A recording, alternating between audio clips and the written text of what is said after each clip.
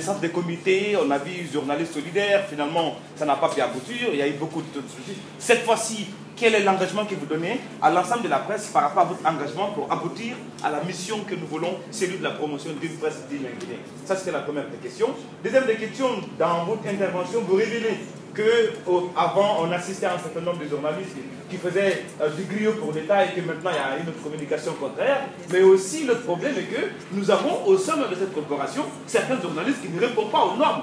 Donc est-ce que vous envisagez quelque part par rapport à ce sens, parce qu'il est bon d'attaquer l'État, mais aussi il y a des tares au niveau de la presse. Troisième des questions rapidement pour terminer, c'est par rapport à une sorte de révolution. Est-ce que vous comptez, parce que tant que nous n'avons pas la Convention nationale des journalistes, le journal guinéen va continuer à rêver. Est-ce que cette lutte ou cette ambition d'obtention de cette Convention nationale des journalistes est aussi dans votre programme? Je vous remercie.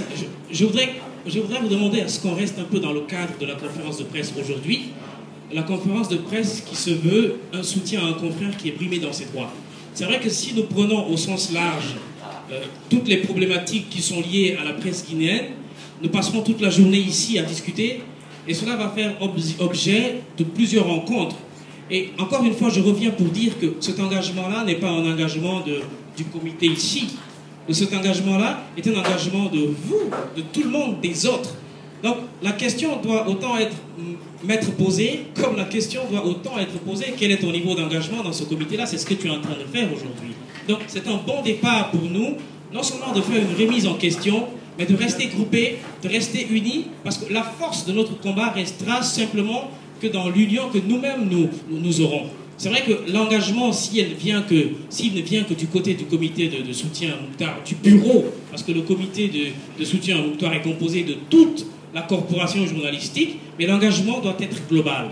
Et je ne voudrais pas qu'on compare ce que nous sommes en train de faire ici à ce qui est déjà né par le passé, parce qu'il faut tout le temps du nouveau pour que nous puissions réussir dans un combat, n'est-ce pas? Et je pense que si nous restons unis, nous restons groupés, nous réussirons ce combat.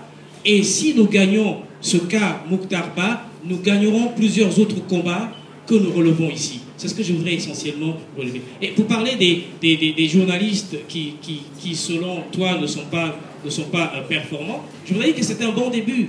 Je voudrais que le monde du journalisme guinéen vient de très loin. Et d'ailleurs, c'est le moment pour moi, c'est le lieu pour moi de saluer le travail énorme que font beaucoup de journalistes. Beaucoup de journalistes essayent d'être dans la déontologie.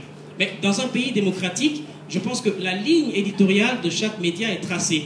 On ne peut pas imposer à tous les médias de Guinée d'avoir un alignement par rapport au traitement de l'information. Chacun traite l'information selon sa ligne éditoriale. Ce que nous demandons dans ce traitement d'information-là, c'est le professionnalisme, c'est l'impartialité. Un point, c'est tout. Maintenant, tu ne dis pas aux autres, voilà, il faudrait que toute la corporation journalistique soit dans une logique du traitement de l'information. Pas du tout. Mais je pense qu'il y a un travail sérieux à faire au niveau d'un certain nombre de journalistes dans le traitement de l'information pour que ce traitement de l'information-là soit impartial et professionnel. Voilà.